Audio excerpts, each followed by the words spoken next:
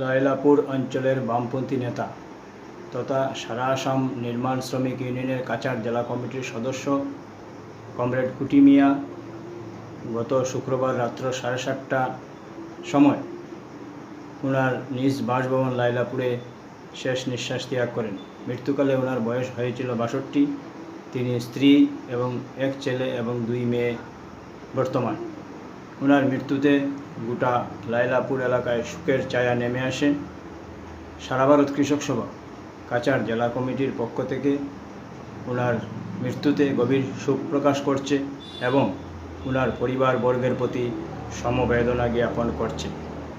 Comrade কুটি মিয়া গোটা লাইলাপুর অঞ্চলের কৃষক তথা শ্রমিক নির্মাণ শ্রমিক গঠনে গুরুত্বপূর্ণ ভূমিকা পালন করেছেন এবং গোটা লাইলাপুর অঞ্চলের তথা মিজোরাম সীমানা অঞ্চলে আসাম মিজোরাম সীমানা এলাকায় তথা শ্রমিক কৃষক মেহনতি মানুষরা যারা রয়েছেন তাদের বিভিন্ন সমস্যাবলী নিয়ে তিনি ওনাদের পাশে থেকে আন্দোলনে সামিল হয়েছিলেন এবং আন্দোলনের নেতৃত্ব দিয়েছেন এবং ওনার সমস্যাবলী নিয়ে যে মৃত্যুর আগ পর্যন্ত তিনি লড়াই আন্দোলন চালিয়ে গেছেন। ওনার মৃত্যুতে সারা ভারত কৃষক সভা গভীর শোক প্রকাশ করছে এবং ওনার পরিবারবর্গের প্রতি সমবেদনা জ্ঞাপন করছে। আজকে ওনার বাড়িতে গিয়ে কৃষক সভার জেলা সভাপতি তথা বামদলাই আঞ্চলিক কমিটির সদস্যরা ওনার বাড়িতে গিয়ে কৃষক সভার পতাকা দিয়ে শেষ শ্রদ্ধা নিবেদন করেন।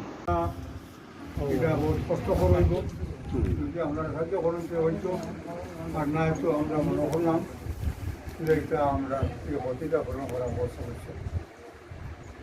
কারণ প্রায় ও আপনি নটালা আলাদা পাইছিলাম, তারপরে আমার দেখা হয়েছে মাথামাতি হয়েছে সবজি বা গেছিল আর আমি একটা গরম পাওয়াটা